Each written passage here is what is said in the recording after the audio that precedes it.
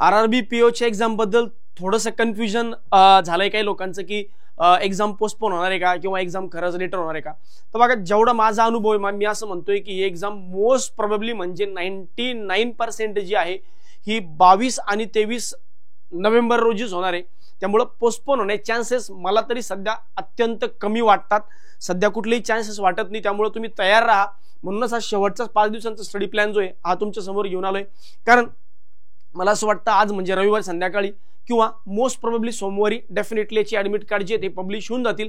कारण आरआरबी पीओच्या केसमध्ये कुठली कोर्ट केस चालू आहे का, तर याच्याबद्दल मला तेवढी जास्त माहिती नाही. त्यामुळे ज्याबद्दल माहिती नाही त्याबद्दल मी काय सांगणार आहे. सो आपण आपल्या पद्धतीने तयार राहू. बरं, यातलं वाईटातलं वाईट काय होऊ शकतं. फॉर एक्झाम्पल, एक्झाम पोस्टपोन झाली तर तयारी वाया जाणार नाही. पण जर आपण पोस्टपोन होण्याची वाट बघतोय किंवा नाही सर एक्झाम पोस्टपोन होते मी तयारी सोयी लूज करतो आणि जर चुकून एक्झाम वेळेवर झाली तर हा गेलेला मोमेंटम जो आहे हा आपल्याला एक्झाम मधून फेल करून देऊ शकतो. सो तयारी करत राहणं हा मला असं वाटतं द बेस्ट अप्रोच आहे. मग एक्झाम वेळेवर होईल किंवा एक्झाम पोस्टपोन होईल तरी मी सांगतोय की 99% एक्झाम वेळेवरच होईल. एनिवेज, या व्हिडिओच्या माध्यमातून मी तुम्हाला सांगतोय की पुढचे 5 दिवस कशा पद्धतीने अभ्यास करायचा आहे. आता त्यापूर्वी थोडंसं मागे जो 2024ला memory based paper IBPS RRB PO झाला होता, तर तो जो पेपर आहे त्याच्यामध्ये नेमके कुठले क्वेश्चन विचारले होते, पेपर पॅटर्न कसा होता ते आपण एकदा डिस्कस करूया. म्हणजे तुमच्या माइंडमध्ये क्लिअरिटी येईल की आता आपल्याला नेमका पेपर पॅटर्न असा आहे तर मग नेमका अभ्यास कसा करायचा किंवा पुढचे 5 दिवस आपली स्ट्रॅटेजी काय असली पाहिजे. त्या विषयावर शेवटचे 5-10 मिनिटं 15 मिनिटं तर बोलणारच आहे. पण त्यापूर्वी मागच्या वर्षी क्लर्क पीओ मध्ये आरआरबी पीओ मध्ये नेमके क्वांटचे क्वेश्चन काय होते आणि रिझनिंगचे क्वेश्चन कसे होते ते डिस्कस करूया. बघा, सुरुवातीला जर क्वांट बद्दल बघायचं झालं तर 40 क्वेश्चन क्वांट जे होते ते असे विचारले होते. मिसिंग नंबर सिरीजवर 6 क्वेश्चन होते. यातले जवळजवळ 4 ते 5 क्वेश्चन एकदम इझी होते.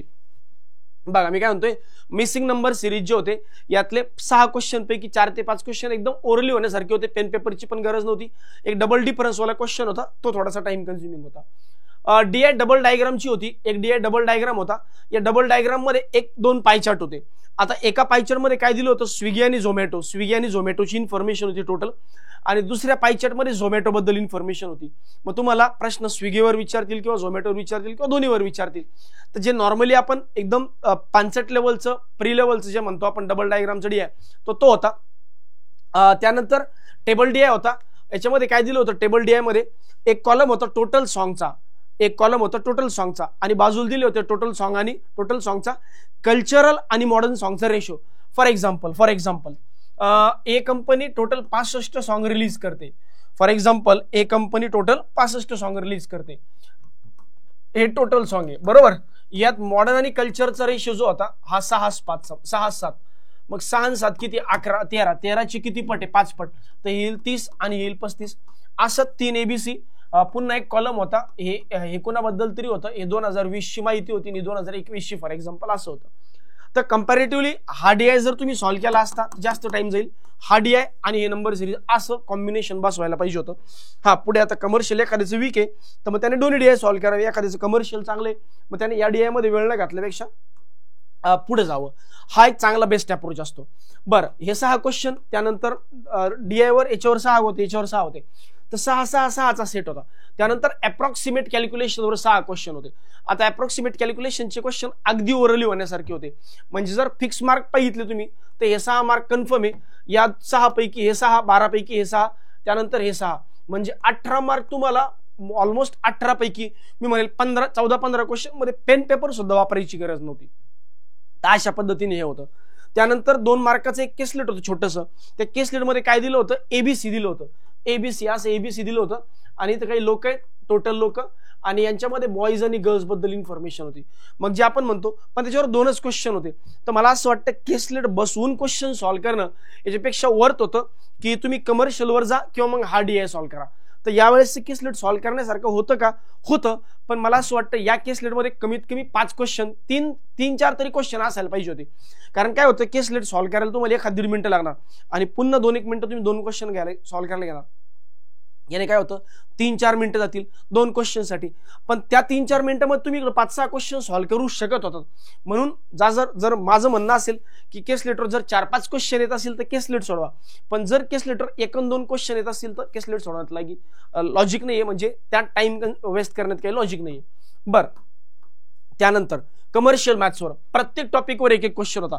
जर तुम्ही याच्यात बघितलं तर प्रोबॅबिलिटी आणि तुमचं अजून पाईप्स अँड सिस्टम हे 2 टॉपिक जर सोडले तर प्रत्येक टॉपिकवर एक क्वेश्चन विचारला होता. बघा, ऍव्हरेजवर एक क्वेश्चन, 14 क्वेश्चन होते, तब्बल 14 क्वेश्चन.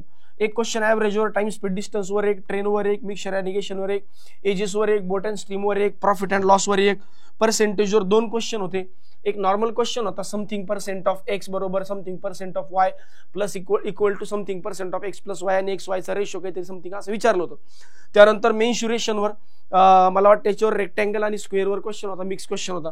त्यानंतर पार्टनरशिपवर एक क्वेश्चन होता, SIC यावर एक क्वेश्चन होता, टाइम अँड वर्कवर एक क्वेश्चन होता.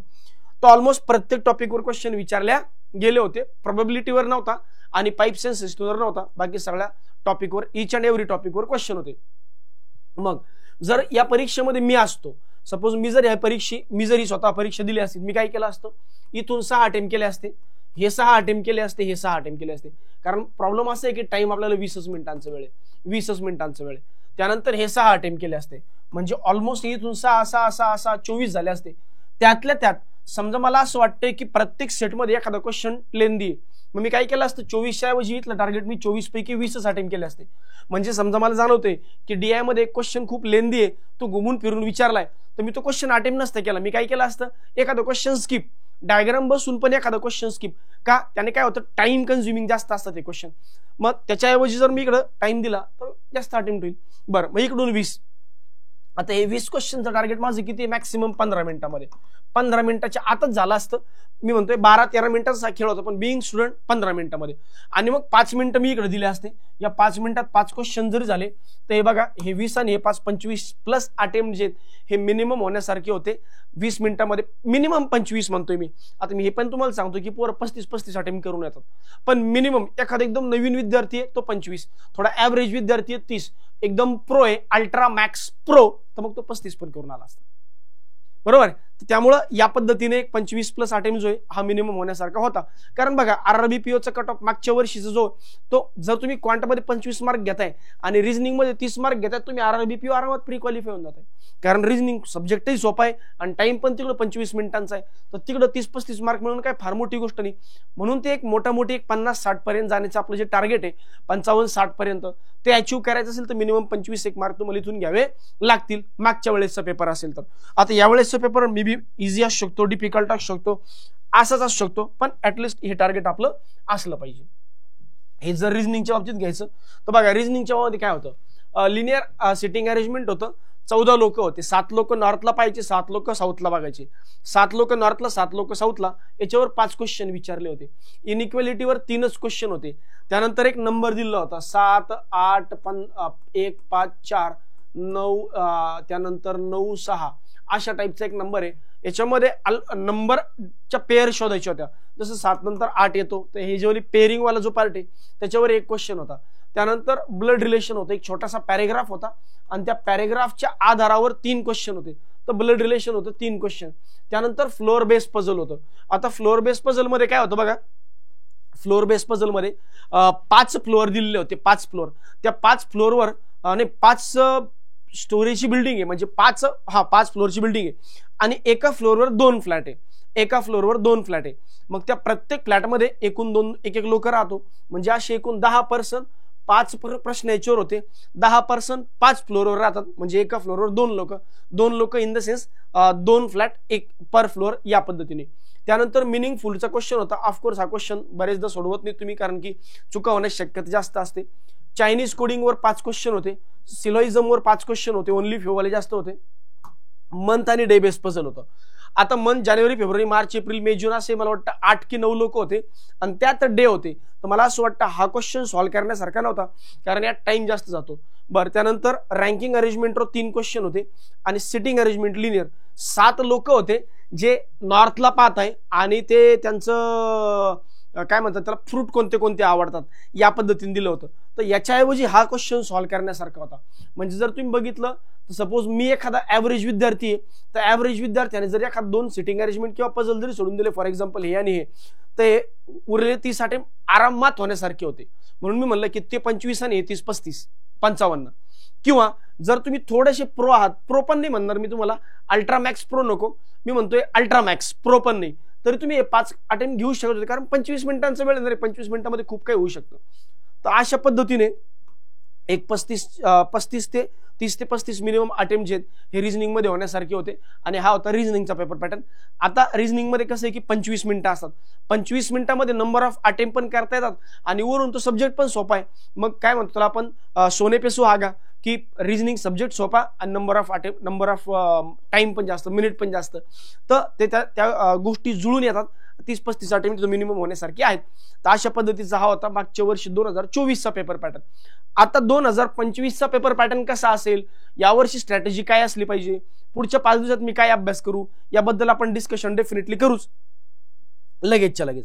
बघा आता यावेळेस जर म्हणलं तर काही गोष्टी मला तुम्हाला सांगणं आवश्यक वाटतात, की ज्या गोष्टी विद्यार्थी जज करतात, एक्सपेक्ट करतात आणि मग ते होत नाही, मग भ्रमनिराश होतो किंवा निगेटिव्हिटी माइंडसेट मध्ये येते. सगळ्यात पहिली गोष्ट, जसं मी म्हणलं की सर बाबा मागच्या वेळेस 25 क्वेश्चन माझे मिनिमम क्वांटचे आणि मिनिमम 30 क्वेश्चन रिझनिंगचे, असे 55+ व्हायला पाहिजे होते, बरोबर. मग यावर्षी किती व्हायला पाहिजे सर, हा सगळ्यात मोठा प्रॉब्लेम आहे. यावर्षीचा अटेम्प्ट हा आता आपण डिसाईड नाही करू शकत ना रे. तो पेपर पॅटर्न कसा असेल, ती डिफिकल्टी लेवल काय असेल, त्याच्यावरून डिसाईड होतं नाही का. मग काय होतं, समजा जर पेपर अवघड आला तर मलाही अवघड आहे, तुम्हालाही अवघड आहे, सगळ्यांचे अटेम्प्ट कमी होतील.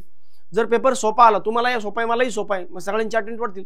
त्यामुळे सेफ अटेम्प्ट हा आज डिसाईड करण्याचा मुद्दा आहे का, अजिबात नाही. सेफ अटेम्प्ट हे कधी डिसाईड करावे, जेव्हा तुम्ही पेपरमध्ये जाताय आणि तुमच्या लक्षात येते एक पेपर सोपा आहे.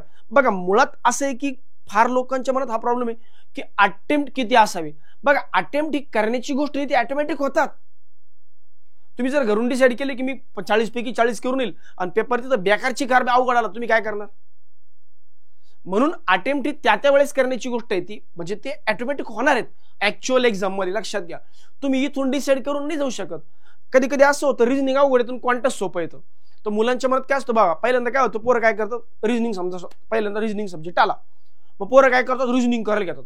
मग रिझनिंग मध्ये पोरांचं ठरलं असं 35+ अटेम्प्ट करून यायचं, नाही होत, ते 25च्या आतमध्ये अडकतात.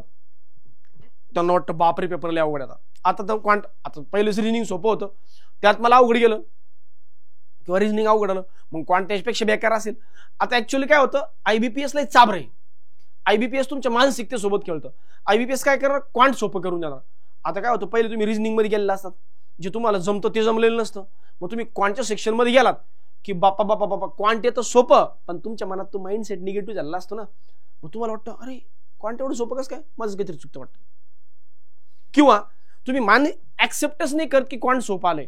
मग काय होतं, क्वांट सोपं येऊ नये जिथं मुलांचे 35 अटेम्प्ट क्वांटमध्ये होण्यासारखे असतात, तुम्ही 20-25 येऊन अडकतात. हा माइंडसेट कशामुळे होतो, प्री डिसाइडेड माइंडसेटमुळे. कारण तुम्ही अगोदरच डिसाईड करून गेलेला असतात की अटेम्प्ट किती करायचे. तर ती एक गोष्ट प्रकर्षाने लक्षात ठेवा की अटेम्प्ट किती करायचे आत्ता डिसाईड करू नका, ते एक्झाम मध्ये डिसाईड होऊ द्या. कारण डिफिकल्टी लेवल कशी असेल, काय असेल हे एक्झाम मध्ये कळणार आहे, आत्ता नाही कळणार. मी एवढं तुम्हाला गॅरंटीने सांगतो की RRB POचा पेपर डिफिकल्ट येईल का, अजिबात नाही. RRB POचा पेपर इझी येऊ शकतो किंवा RRB POचा पेपर मॉडरेट येऊ शकतो. जर मॉडरेट आला तर मी सांगितलं तसे अटेम्प्ट होतील, इझी आला त्याच्यापेक्षा जास्त अटेम्प्ट होतील. बरं डिफिकल्ट येणं म्हणजे काय असतं, समजा काहीतरी नवीन प्रयोग आला, सपोज DI मध्ये केसलेट आलं आणि ते व्हेरिएबल बेस आलं किंवा DI व्हेरिएबल बेस आला, तर डिफिकल्ट म्हणतात. ठीक आहे ना, मग ते तुम्ही सोडवले, दुसरं कोण सोडवणार आहे. 20 मिनिटांमध्ये व्हेरिएबल DI कोणी हात लावणारच नाही. 20 मिनिटांमध्ये व्हेरिएबल बेस क्वेश्चनला कोणी हातच लावणार नाही. जे इझी वाले तेच अटेम्प्ट करणार. काय असतं, समजा आता कंपॅरिझन ऑफ व्हेरिएबल येणं अपेक्षित असतं, यावेळेस कंपॅरिझन ऑफ व्हेरिएबल येऊ शकतं. त्यानंतर नंबर सिरीज, त्यानंतर अप्रॉक्सिमेशन, याच्यावर 18 क्वेश्चन आले. आता असतं की या 18 क्वेश्चन कन्फर्म असतात पोरांचे. यातलं सपोज नंबर सिरीज आलंच नाही, पोरांना अरे यार नंबर सिरीज आलंच नाही, हातचे 6 मार्क गेले राव. पण याचा अर्थ असा नाही की पेपर अवघड आला. मग हे याच्यावरून तुम्ही जज करता पेपर सोपा आहे का अवघड आहे. तुमचे एक्सपेक्टेड क्वेश्चन आले की मग सोपा आहे, आणि तुम्हाला जे एक्सपेक्टेड नाही आले मग ते अवघड आहे. हा मेन गोळ आहे. म्हणून लक्षात ठेवा की अटेम्प्ट इथून नाही करायचे, अटेम्प्ट कुठून करायचे, एक्झाम मध्ये गेल्यानंतर डिसाईड होत असतं की अटेम्प्ट किती करायचे. आणि मी पुन्हा पुन्हा सांगतोय की पेपर जर तुमच्यासाठी अवघड आहे तर सगळ्यांसाठी अवघड आहे, लक्षात घ्या. बरं, अॅक्युरसी मध्ये पण मुलं म्हणतात सर अॅक्युरसी मेंटेन नाही राहत. अरे अॅक्युरसी मेंटेन करण्याची गोष्ट ती ऑटोमॅटिक मेंटेन राहत असते. तुम्ही तुक्के मारू नका ना. तुम्हाला पाड्यात पाहायच्या सवय लागल्यात, घाणेड्या डिजिटल रूट वापरायची सवय लागली, ते वापरू नका. त्याने अॅक्युरसी मेंटेन राहणारच नाही. म्हणून आपण आपलं काम प्रामाणिकपणे करायचं. जोपर्यंत एक्झॅक्ट आन्सर येत नाही किंवा आपल्याला जोपर्यंत विश्वास वाटत नाही की माझं उत्तर करेक्ट आहे तोपर्यंत अटेम्प्ट करायचा नाही, तोपर्यंत आन्सर टिक नाही करायचं. जेव्हा मला कन्फर्म होईल की अरे हा आता माझं उत्तर कन्फर्म करेक्ट कॉन्फिडेंटली, तेव्हाच उत्तर टिक करायचं, तुक्के मारू नका. भले 2-3 अटेम्प्ट कमी झालं चालतं. कारण RRB PO केसमध्ये, क्लर्कच्या केसमध्ये बघा तुम्ही बघा की खूप मुलांचे अटेम्प्ट कमी असतात, त्यांचे स्कोर ड्रास्टिकली वाढतात. इव्हन RRB PO आणि क्लर्क मध्ये नॉर्मलायझेशन सगळ्यात जास्त कोणत्या पण एक्झाम मध्ये नॉर्मलायझेशन होत असेल तर RRB PO आणि क्लर्क मध्ये, कारण इथं फक्त क्वांटम रिझनिंग असतं. म्हणून तुक्के मारू नका. 2-4 अटेम्प्ट शिल्लक व्हायच्या नादात चुकतात, त्यामुळे शिल्लक करू नका रे. अटेम्प्ट कमी करा, अटेम्प्ट काय फरक पडतोय, कमी करा. बरं, इम्पॅक्ट ऑफ लेस वॅकन्सीज. बघा आता नॉर्मल गोष्ट आहे की यावर्षी 100 जागा आहेत. मग 100 जागा आहे महाराष्ट्रामध्ये, ऑफकोर्स कट ऑफ थोडं जास्त लागेल. पण मी हे म्हणतोय की अरे महाराष्ट्रातल्या मेजर जो क्राऊड आहे, मोठा क्राऊड यावर्षी महाराष्ट्रातून अप्लायच करत नाही, तो आदर्शमधून अप्लाय करतोय. ज्याला विश्वास आहे की माझं महाराष्ट्रातून सिलेक्शन होऊ शकतं त्याच लेकराने महाराष्ट्रातून अप्लाय केलंय. त्यामुळे याचा लेस वॅकन्सीचा इम्पॅक्ट कधी होतो, कट ऑफ वाढण्याची चिन्ह खूप जास्त कधी. आता तुम्ही बघा SBI क्लर्कला, अरे गुजरातचा कट ऑफ जास्त आहे, छत्तीसगडचा कट ऑफ जास्त आहे, महाराष्ट्राचा कट ऑफ कमी आला प्रीचा. तुम्ही बघितलं असेल तर, बघितलंय तुम्ही. छोटस स्टेट आहे छत्तीसगड, तिथं कुणी अप्लाय करत नाही तरी त्यांचा कट ऑफ जास्त आहे, 72+ कट ऑफ आहे, 72च्या प्लस आसपास कट ऑफ आहे.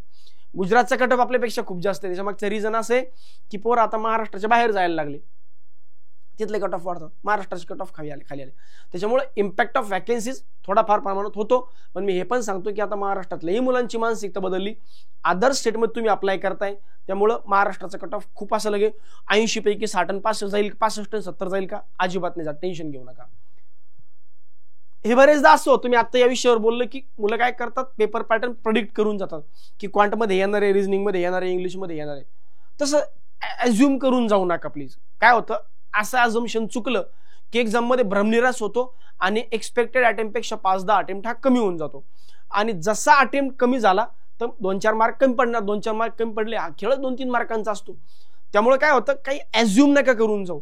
जेव्हा बघा आपण तिथं जेव्हा जाऊ आणि तिथं जो पेपर पॅटर्न असेल त्याला मी डील करेल, बस दॅट्स इट.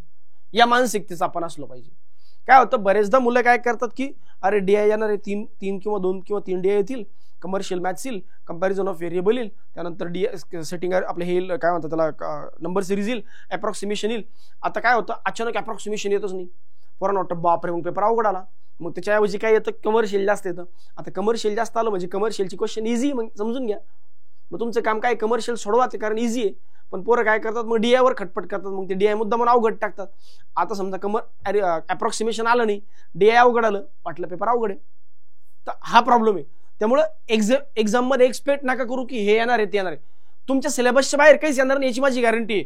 1001 रुपयाच्या बॉन्डवर लिहून देतो, 1001चा बॉन्ड नसतो मी सांगतो, ठीक आहे. तर ते बॉन्डवर लिहून देतो की पेपरमध्ये आपल्या शिकवल्याच्या बाहेर किंवा एक सिलेबसच्या बाहेर काहीच नाही.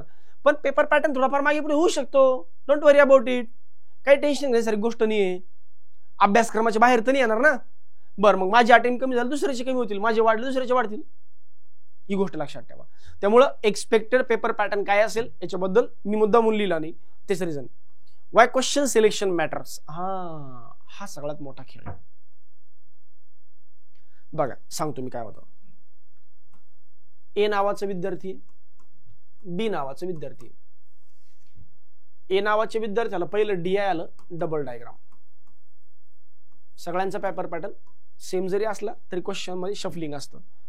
B नावाच्या विद्यार्थ्याला पहिलं अप्रॉक्स आलं, अप्रॉक्स. याने हे अटेम्प्ट केलं, याने हे अटेम्प्ट केलं. याचे 6 क्वेश्चन अटेम्प्ट झाले, याचे पण 6 क्वेश्चन अटेम्प्ट झाले. याला हे 6 क्वेश्चन अटेम्प्ट करायला 6 मिनिटं लागले, याला हे 6 क्वेश्चन अटेम्प्ट करायला 3 मिनिटं लागले. बरोबर. पुढे गेलो, याला पुढे अप्रॉक्सिमेशन आलं, याला पुढे अप्रॉक्सिमेशन आलं आणि याला पुढे DI आलं. काय असतं मराठी इंग्लिशमध्ये एक म्हणे, well begin is half done. Well begin is half done. जेव्हा त्याला कळलं की अरे मला 6 क्वेश्चन सोडवायला 6 मिनिटं लागले, स्लाइटली थोडी का होती मानसिकता माणसाची निगेटिव्ह होते. त्यातल्या त्यात समजा एखाद्याचं जर पहिल्यांदाच कमर्शियलचा क्वेश्चन आला, समजा क्वेश्चन आला प्रॉफिट अँड लॉसचा, मग त्याने 1 मिनिट झटला आणि क्वेश्चनच सुटला नाही, तिथंच माणसाची मानसिकता निगेटिव्ह होऊन जाते. केस लेट आलं, बसवण्याचा प्रयत्न केला, बसलंच नाही. सिटिंग अरेंजमेंट आलं, पहिल्यांदा बसण्याचा प्रयत्न केला, 2-3 ट्राय केले, बसलंच नाही. 2-3 पॉसिबिलिटी ट्राय केले, बसलंच नाही. 3-4 मिनिटं वाया गेले. त्याचा इम्पॅक्ट लगेच पुढे होतो. म्हणून मी म्हणलं ना, वेल बिगिन इज हाफ डन.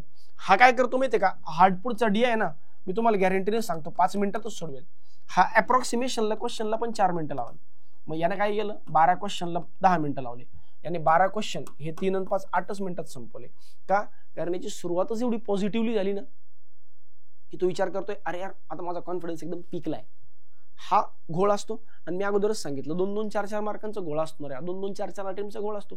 एखादा फेल होतो, त्याला किती मार्क पडतात, समजा 55चा कट ऑफ फेल होणार असतो, 52, 53, 51, 54, 52, 53, 54.75.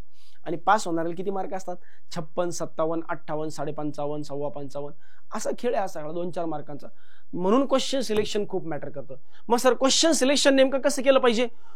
गो विथ युअर स्ट्रेंथ्स, की तुमच्या स्ट्रेंथ काय त्याच्यापासून सुरुवात करा. जेव्हा तुमच्या स्ट्रेंथ पासून सुरुवात करताल तेव्हा कॉन्फिडन्स पीकला असतो. आणि तो 40-45 मिनिटं परफॉर्म जो करू शकतो ना, बस तोच विनर आहे. त्या 40-45 मिनिटात ज्याने स्वतःला परफॉर्म करू शकलाच नाही, तो किती हुशार असला तर काहीच खरं नाही. आयुष्यात तो कुठंच परफॉर्म नाही करू शकत.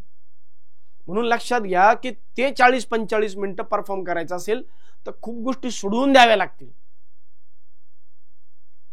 त्या मानसिकतेनं जावं लागेल, लक्षात घ्या. ठीक आहे. आता हा झाला पुढचा मुद्दा की क्वेश्चन सिलेक्शन काय मॅटर करतं, सांगितलं, विथ एक्झाम्पल सांगितलं. म्हणून अगोदर जे इझी क्वेश्चन आहे ते अटेम्प्ट करा, जे मॉडरेट क्वेश्चन आहे त्याला मध्ये ठेवा आणि पुन्हा इझीवर या शेवटी. शक्यतोवर मॉडरेट क्वेश्चन नच येणार, ते सुरुवातीला घेऊ नये, कारण निगेटिव्ह इम्पॅक्ट पडण्याचे चान्सेस असतात. Test attempt versus actual exam. आता मुलं काय करतात की गाईडलीच्या टेस्ट देतात. मॅक्सिमम गाईडलीच्या टेस्ट देताना स्कोअर येतो 45, 42, 45, 48, 47, 41, 43, अशा पद्धतीने स्कोअर येतो. आणि पर्सेंटाईल येतो 80+, 80, 85+ पर्सेंटाईल येतो. पण गाईडली पेपर डिफिकल्ट एवढं काढतो ना की पोरांना 40-45 मार्क येऊन पण सॅटिस्फिकेशन वाटत नाही. सॅटिस्फिकेशन का नाही वाटत? सॅटिस्फॅक्शन. कारण की त्यांना वाटतं अरे मागच्या वेळेस कट ऑफ एवढा होता आणि आता मला एवढेच मार्क पडताय. म्हणून मी म्हणतो की ऍक्च्युअल एक्झाम मध्ये अटेम्प्ट होणार आहे आणि ऑनलाईन टेस्ट मध्ये अटेम्प्ट होणार आहे याच्यात काहीच संबंध नाही. तुम्ही जर या लेवलची प्रॅक्टिस केली तर या लेवलची अटेम्प्ट ऍज इट ऑटोमॅटिक होऊन जाते. म्हणून ऍक्च्युअल एक्झाम ऑनलाईन टेस्टमध्ये होणारे अटेम्प्ट आणि ऍक्च्युअल एक्झाम मधले अटेम्प्ट यांचा अर्थार्थी संबंध नसतो. टेन्शन घेऊ नका, बिंदास्त राहा. तुम्ही ओपन माइंडने एक्झाम द्या. तुम्ही बरेच एक्झाम बघितल्या की ऑनलाईन टेस्ट मध्ये अटेम्प्टच होत नव्हते, तेच पोरं ऑफलाईन ऍक्च्युअल एक्झाम मध्ये जाऊन पास होऊन आले. म्हणून याच्यावरून स्वतःला जज करू नका, लक्षात ठेवा. या 4-5 दिवस राहिले ना की बघा, बऱ्याच मुलांचं असं होतं 4-5 दिवस राहिल्या. जर तुम्ही सोबत असं होत असेल तर कमेंट टाकायच्या, खोटं बोलायचं नाही.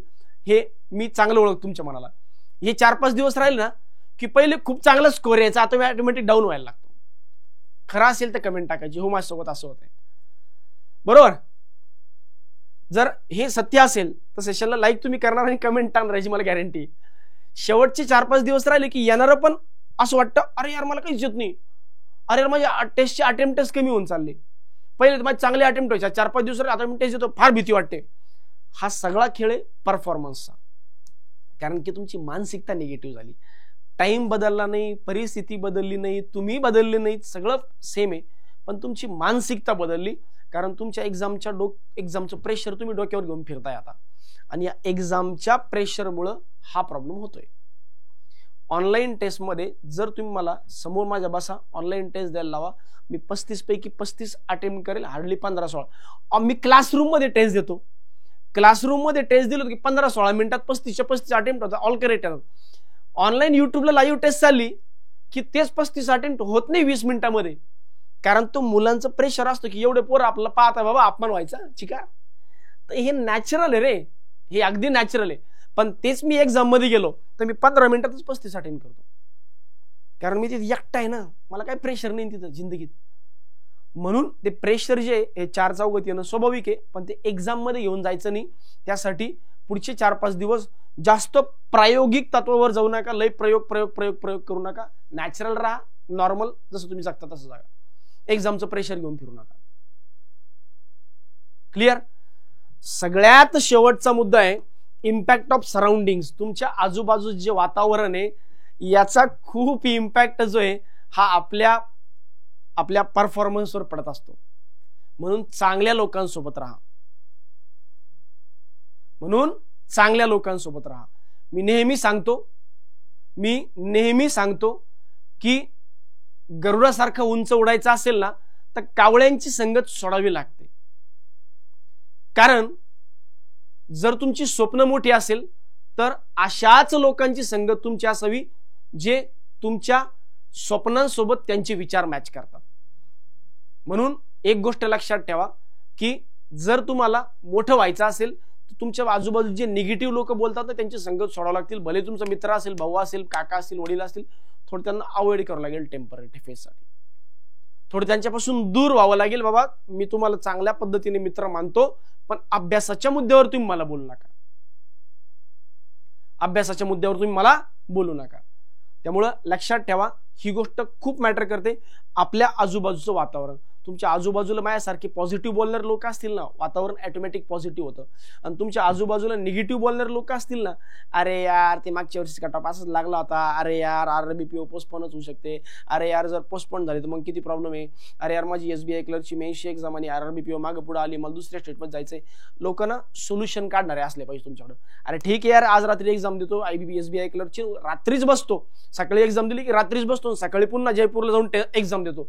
पॉझिटिव्ह माइंडसेट, सोल्युशन काढा रे, सोल्युशनवर बोला. सोल्युशनवर बोलणारे लोक तुमच्या आजूबाजूला असले पाहिजे. एवढंच सांगेल. बाकी पुढचे 4-5 दिवस जेवढं जास्त होईल तेवढं जास्त ऑनलाईन टेस्ट देत राहा. शेवटचं सांगतो, पुढच्या 4 ते 4-5 दिवसामध्ये जेवढं जास्त होईल तेवढं जास्त ऑनलाईन टेस्ट द्या. मी काही लाईव्ह टेस्ट तुमच्यासाठी कंडक्ट करतोय, ते सेशन अटेंड करा.